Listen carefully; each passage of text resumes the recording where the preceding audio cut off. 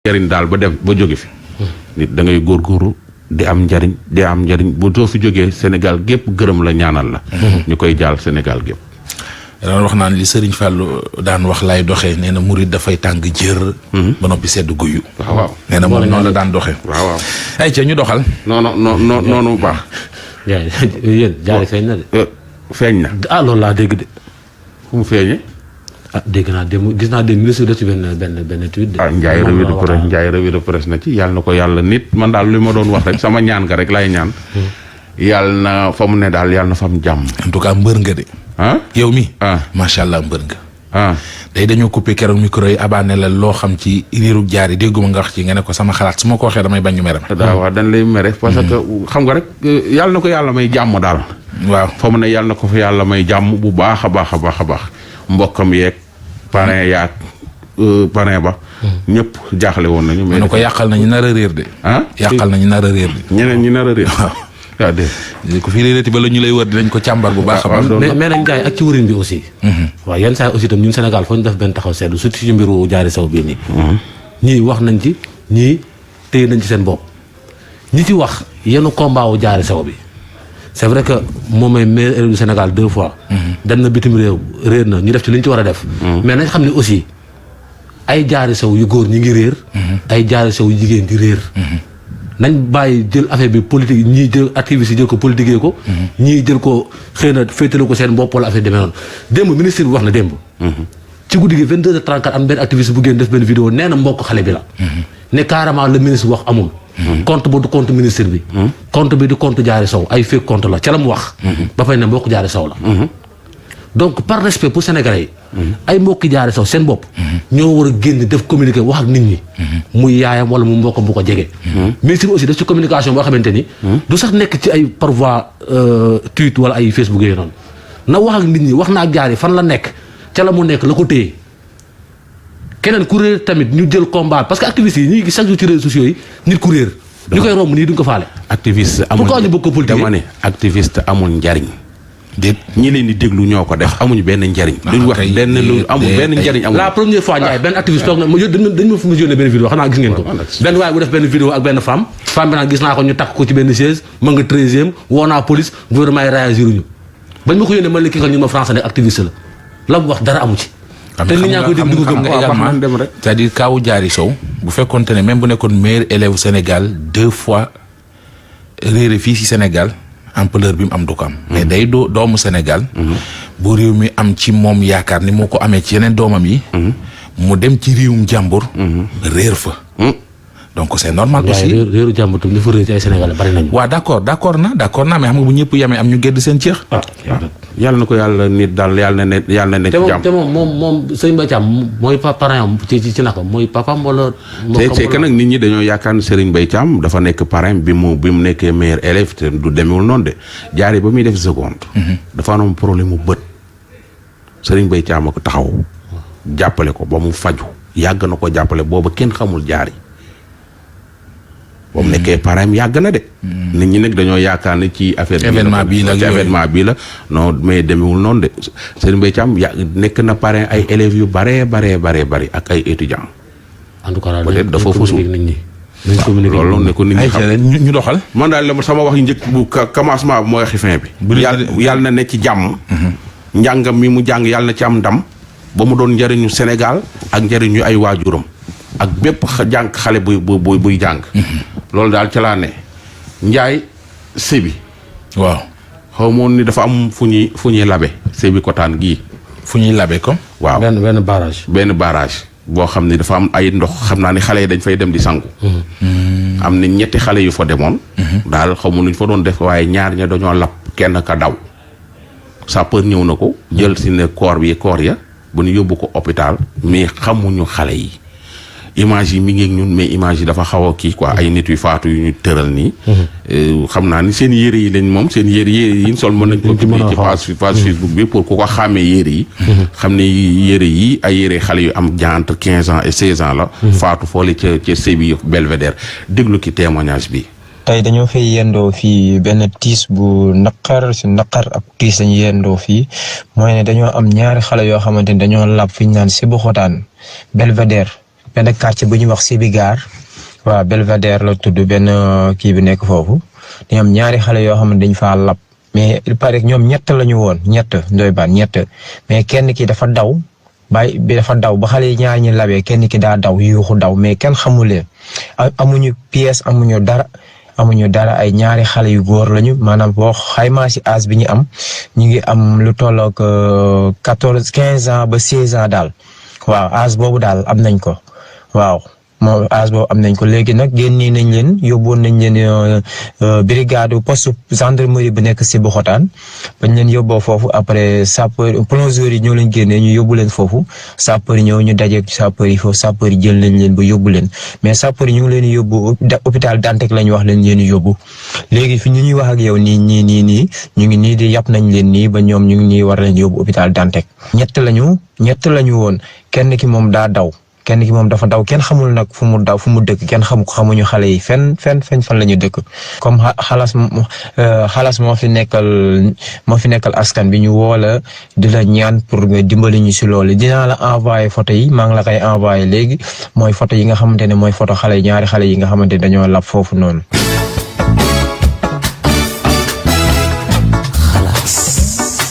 Ndiaye wan nga ko photo yi. waaw photo yaa ngi ko ci Facebook bi page Xalaas l'officiel. waaw également ci compte Instagram bu Xalaas. Xalaas RFM l'officiel. xëy na nit ñi dinañ fa mën a jaar pour xamee ko ndax duñ mën a wane ci télé yu ni mel. voilà c'est ça loolu noonu la def. léegi nag ñetteelu xale bi. waaw moo mën a dimbale. gars yi moo leen mu dafa daw. maanaam fu mu nekk.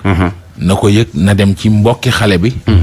wala mu dem ci ñoo xamante ni daal dinañ mën a orienter enquête bi parce que comme ñoo àndoon xam na leen. ñoo àndoon bon loolu laa jàpp. effectivement donc moo gën a gaaw pour. ñu xam ñaari boy yi lap. ñu tudd ak fan lañ dëkk. normalement daal xam naa ne waruñoo sori environnement yooyu noonu parce que comme sebi foofu xam naa dëkkee nekk ci alentour bi noonu. en tout cas ci yére ñu soloon am na ci ku soloon t-shirt bu rouge tubéy bu noir am ko xam maay bu noir la soloon dàll yu xonq ak dàll yu. gën ngaa yokk joote ji nag. déet seen mbokk kay saay lii démb la. yaa ngi nii sol lu ñuul. démb la yegg leen. démb la laa wax démb la Ndiaye.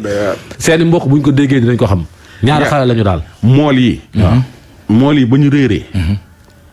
est-ce que ëppul 40 jours ñaata 4 mois. yàgg na de. ñii waa tefesi. ñii. Ndiaye déglul ñii. suñu mool yooyu daal juróom-ñetti nit lañ. borom gaal gi nag mu ngi tudd Modou Ñaan. Modou Ñaan moom mu ngi ànd ak ñaari doomam. ak suñu ñeenti dëkkandoo maanaam muy 8 personnes Modou Ñaan la ak turandoo Modou Guèye doomam Baay Laat Buuba Caam Góora Ndooy ak beneen buuba bu ne ci biir ñuy ñaan yàlla ngeen dimbale ñu rek dimbale leen ñu ngir yàlla ak yonent bi jàllaleel ñu ko parce que ñun sonn nañ fu ne dugg nañ fa lu ne def nañ ko te amaguñ lenn lu ñu leer ñun daal bu ñu sañoon ngeen jàpp ci ba ñu xam fan lañ féete suñu waa kër yooyu daal ñu jotaat ci ñoom rek lañ soxla. bañ leen mujjee dégg boobaak léegi dama laa ne ci dimanche bi ci la def 40 jours ba ñu ñoom ba ñu jógee Mbuur gi la ñu jógee woon. am juróom-ñetti fan teer Gàmbi toog fa daal di ñu woo ne ñu dañoo teer Gàmbi ñoom ñaari fan la ñu am Gàmbi benn fan ba ko ñaareel ci lañ ñu woo ci benn ngoon ne ñu ngi nii di tëmb maare. waaye suñu maare yi du yàgg ay juróom-benn fan ñu teer parce que fi ñuy nappe jege na Gàmbi yaa ngi dégg waaye suur boobu ñuy wooyee ne dañuy tëmb suur boobu lañ leen gëj a dégg ba fii may wax ak yow démb la def 40 jours démb la def 40 jours man nag li ma bokk ak ñoom man sama taaw bu góor mu nga ca sama mag bu ma bokkal ndey ak baay mu nga ca sama benn doomu bàjjan mu nga ca kooku yaayam ak sama papa ñoo bokk ndey ak baay muy sama doomu bàjjan kooku sama doomu bàjjan boobu nag mooy capitaine bi mooy borom gaal gi capitaine boobu nag ànd na ak doomam bu góor kooku muy taawam la àndal taawam bu góor ànd nañoo suñuy dëkkandoo itam suñuy dëkkandoo yu ñu àndal Buuba Caam ak Modou Gañaa ak Góora Ndooy ak beneen buuba bu ndaw boobu kooku moom miinu ma ko bu baax sax ci biir dëkk ba la dëkk mais day ànd ak ñoom géej borom gaal gi Modou Ñaan la tudd capitaine bi ci boppam Modou Ñaan la tudd ñeenti ñi suñuy dëkkandoo lañ mais yeneen ñeent yi ñoo bokk benn kër sama benn mag la ak sama benn doom bàjjan sama doom bàjjan boobu nag ànd naag doomam bu góor moom it taawam muy ñeenti nit ak suñuy ñeenti dëkkandoo muy juróom-ñetti nit. Adi Seen laa tudd maa ngi dëkk fii Cooses onkat lañu dëkk borom kër gi di magu borom gaal gi Abdou Guèye la tudd boo ñëwee bu ci tournal bi foo ne kër Abdou Guèye dinañ la ko won.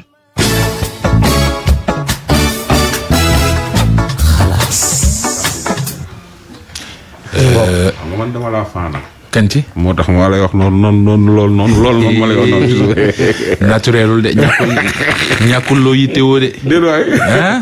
jaajëf dégg nga sunu mbokk mool yooyu. waaw daal yàlla ñoom it yàlla na leen yàlla niit. amiin waaw ñoom it yàlla na leen yàlla niit. amiin wax dëgg yàlla ba kii jaaxle na trop. am na benn xalaas boo xam ne dama la ko bëggoon defal surprise waaye day mel ne comme nee nga da nga maa fan bëgguma wax loo xam ne du la arrangé. déedéet waay. waaw dafa am ay parents d'élèves yu ma contacté diwaanu Pire. nee nañu dañoo soxlay masque pour seeni doom. problème yooyu dama ma xam ne su ma ko tegee fii. day mel ne parents d'élèves yooyu yoruñu sama numéro. am da nga leen a enregistré. naroon naa ko teg kay mais daa xam ne su ma ko tegee fii doomi Pire mënu fee toog waa Pire am lu ñu bëgg. ma di ko jàllale. day compliqué waaye boo jugee daal dox dox Ndiaye est-ce que dóoroo ma Ndiaye. non boo jugee dox ci te man kay mën naa la ko Ndiaye parents d'élèves yi Pire yi suñu am na fu ñuy jaar de. ah loolu de lañ wax dañoo soxla ay masque ah waaw. élèves yi. waaw non koy élèves seen i parents dégg ma ak élèves yi nag seen i parents laa dégg. dañ mën naa la ko transfert non dañ maa woo nii rek au hasard. waaw kon de dinañ ci jot. parent boobu jox nga ko sama numéro mbaa. déedéet. waaw nee leen léegi rek incha allah. jukki de combat la de. combat élèves yi foofa soxla nañu. waaw élèves yi samay élèves lañ samay rakk ak samay jarbaata fa ne. kon baax na waaw baax na. léegi. waaw Ndiaye. Ndiaye lii nu ma ko tuddee nelaw rek. nelaw rek. waaw dañoo mën a nelaw. Ndiaye dafa am ay xeetu naxaate yu fi am yoo xam ni tey jékki-jékki ne la waa baan Ndiaye. man ñoo bokkoon nekk oxygène. yàgg naa ñoo doon liggéeyandoo oxygène. ba boo maa daan def léegi lii nga ne soo demee sax xàmmee woo. ngan ko léegi damay liggéey ci benn entreprise bu mag. entreprise bu man maa yor wax la fu kaye. léegi entreprise bi dañoo soxla marché par exemple marché nepp.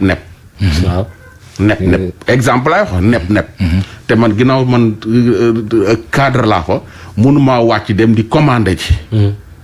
te ginnaaw man damay xool sama contact laa xool ba gis sa contact nii léegi dama bëgg marché nepp bi yow nga gagné ko. daal ni la nag dañ ciy soxla valeur par exemple 10 millions. da nga naan kii sama waay la. daal ni la nag am nañ kuñ ko doon réglé mais kiñ ko daan réglé dafa nekk ci ay tolof tolof ba mënatu koo réglé. wala dafa feebar. léegi dama lay booleeg benn waay bu ñuy wax benn paa bu ñuy wax Mbacke Mbaye. Mbacke Mbaye xam nga sama doom bu bàjjen la. mu ngi fii ci hôpital principal.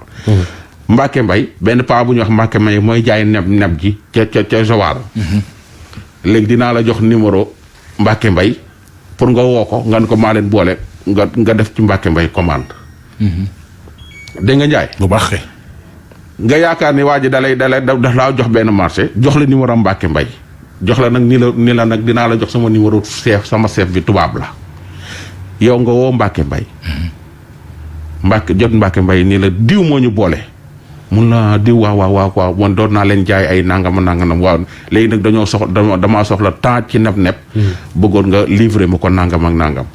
paa bi wax ak yow ba ngeen def commande mun la léegi commande 1 million la nga dugal xaalis bi soo dugalee xaalis ba Mbacke Mbaye jot. sànku nga. ndaw si noonu lañ ko def te lii ndaw si di waaj a wax. Ndiaye ñetti at ñaari at benn at ñu ngi koy wax fii te ñu bare ñu ngi leen koy def ci yeneen i façon. te foo jaar affaire bi tax day dem ba affaire tubaab dugg ci ñu paas la ab tubaab bi di wax ak yow. daa koy làkki tubaab waaw naan la neb bi est-ce que neb bu baax la parce que ñu ko daan livrer lu baax leen daan jox fekk tubaab soi-disant tubaab boobu ak sax xarit boobu naan la bu ñoo bokkoon école wala ñoo bokkoon école de rajo oxygène. ak paa bi ñu woo nele ñoom ñëpp benn groupe bi la. déglu ndaw si. histoire bi man mi maa ko dund le lundi 11 janvier à 11h dafa am numéro expresso bu ma woo ne ma ci depuis benn entreprise bu ma doon liggéey bu yàgg y'a 12 ans lañ xamante woon ñu koy wax actuelle édition boobu sax amatul mu ne ma fa lañ xamante woon mu nekkoon sama client te man aussi booba dama bëri woon ay client foofu da xamatuma kan la mu ne ma dafa nekkoon France et puis doon jàngi bi mu ñibbisee et tout dafa jàngi waatoon daal bi mu ñibbisee nekk fi États-Unis bi mu ñibbisee ñu nommé ko daaf kii directeur de la restauration bu Pullman Hotel te li ko xam ne effectivement mun na doon dëgg parce que man amoon naa fa ay clients te vraiment jëflante bu rafet lañ amoon donc ma jàpp ni ci ñooñu la rek mais début bi buñ lay njëkk a woo communication bi day xaw a flou mu proposé ma offre bu intéressant mais flou na ci man comme par exemple moom dafa nekk directeur de la restauration am benn femme bu tudd Soxna Khady Ndiaye bu leen doon livrer épices daan ci am ay marché 200 000 euros mu ne moom mooy directeur bi restauration bi marché bi nag Soxna Khady Ndiaye moomu leen doon livrer dafa am AVC nekk France di faju comme nitam la woon et tout xam na fournisseurs yeeg ñëpp te même qualité épice bi lañ bëgg mais moom en tant que directeur mënul soumissionner ci marché boobu donc dafa bëggoon ku ko jàppale daal te personne bu mu wóolu la war a doon koo xam ni wóolu na ko xam na ko te moom Sénégal presque xamu fi kenn presque hôtel ba rek lay nekk te bi mu jógee France xam nga def na fu yàgg na fa et tout te jëflante yi ñu amoon man ak moom suñu diggante bi ma nekkee foofu dafa kii woon daal ba confiance boobu dañul si moom mu recherché ci ay contactam ba gis sama numéro te effectivement nag man boobu clients yi dañ ma daan jox somme yu bari ma leen di jaay ay encyclopédie yépp ba ci mu ne ma kon je vous rappelle vers 20h léegi bi mu ma rappelé mu expliqué ma ne ma que est-ce que mun nañ am rendez-vous demain à l'hôtel à 11h ñu présenté ma ben seen DAF directeur administratif et financier bi c'est un tubaab affaire yooyu je lui ai dit effectivement dinaa ñëw léegi vers les coups de 10h ci lendemain bi si la ne ma mu ne ma finalement suñu DAF bi Leblanc dafa comme marché bi dafa urgent dafa bëggoon nga ñëw avec les échantillons yi nag ni ma jëlal bi nga noté léegi donc le rendez-vous est prévu pour 14h 15h environ parce que échantillon yi foog nga indaale ko ma ne ko nan laay def am mu ne ma loolu laa la bëgg a expliquer parce que man ak yow foog ñu tenir réunion avant ngay ñëw di rencontrer le boss ma ne ko d'accord mu ne ma léegi échantillon yi benn un certain Pa Souleymane Kane bu nekk côté Fatick moo leen ko doon fournir mais normalement war na am boutique Dakar wala je sais pas daal moom xamul pa bi mais naa woo pa bi ma woowee pa bi nag je sais pas nag ñoom lan la ñuy jëfandikoo mais pa bi waxtaan nañ jàmm sante effectivement mu wax ma ni moo doon fournir soxna si kii kiñ leen moo def AVC et tout wax ma ne ma léegi comme ça ñaata nga soxla ma wax ko quantité yi ma kële jox kii Moustapha Fall boobu nekk nee na soi-disant directeur de la restauration bu tey mu nekk 3 kilos de cumin 3 kilos de piment cayenne 3 kilos de gingembre wax ma ay épices daal ba mujjee ba mu mat 396 000 à peu près 400 000 daal mi ngi am ak 100 ni màgget noonu donc pa bi ni muy waxee yow doo mës am impression ne kii njublang la wala dara parce que frais yi 404 000 frais yi bu ci duggee ma ne ko mu ne ma dugal ma ko Orange Money donc ma teg léegi ci oto bi mu ñëw épices yi ma ne ko dama ko soxla avant 15h pour échantillon mu ne ma noonu balaa 15h dina excité c'est normal boobu il était ay 11h je pensais que loolu am na léegi bi ma leen woowee bi ma dugal ko xaalis bi le soi-disant tubaab seen patron bi moo ma woo jël accent tubaab mais je doute fort que tubaab la sax mu ne ma dollil 10 kilos de chaque après man aussi ma gëm ko woo Moustapha Fall moomu mu confirmer ma ko ci la commencé nag samay contact ku ne ma woo la ku nekk ma woo la abal ma mu war a nekk 1,350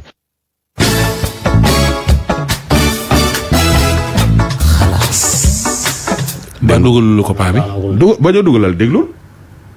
ki ma njëkk a jot ne ma yor naa 500 000 ma woo keneen mu ne ma maa ngi lijjanti 500 000 léegi ñooñu ñëpp heureusement ki ma njëkk a jot moom 500 000 la ma yónnee ma transféré ko paa bi ma ko transféré nag la ma tubaab bi woowaat ni ma numéro série sachet yi emballage yi pour mu dem Europe xawma lan ak lan te échantillon yi def si am yu dem Paris volu ngoon bi affaire yooyu c'est urgent expliqué wax insisté parce que bi man avant sax may yokk 500 000 bi pour les 10 kilos daf ni ma dañu am vol bu jëm Paris tey vol boobu jëm Paris nag lañ bëgg échantillon yi dugg ci.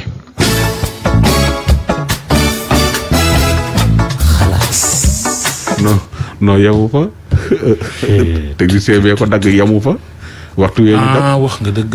gis nga niñ ko meebee ni ko li affaire yi il faut nga indi ko tey. ndax affaire yi dafa war a dem Paris. moom it mu accéléré pas bi accéléré ko moom tam mu yónnee pas bi xaalis bi te amul woon xaalis bi dafa doon lef fii 500 000 lef fii xaalis dajale yónnee pas bi pour mën a honorer li nga xam ne moom moo di engagement bi ndekete pas baak kenn Moustapha Fall ak tubaab baak ñëpp ñoo toog benn place di ko mais kii. baan lii il faut que ñu yeggale ko lundi. voilà. altine ak jàmm incha allah. incha allah il faut que ñu yeggale ko. Ndiaye kii bu ma ko dimbalul du baax. ay Mokhtar Xuma juddu le 18 septembre 1963 kadante mi ngi ko enregistré woon ci consulat général de Milan dëkk tali bu mag kadante am na ko ko for nañu contacté ci 77 150 17 17. bon week-end. allo présidence.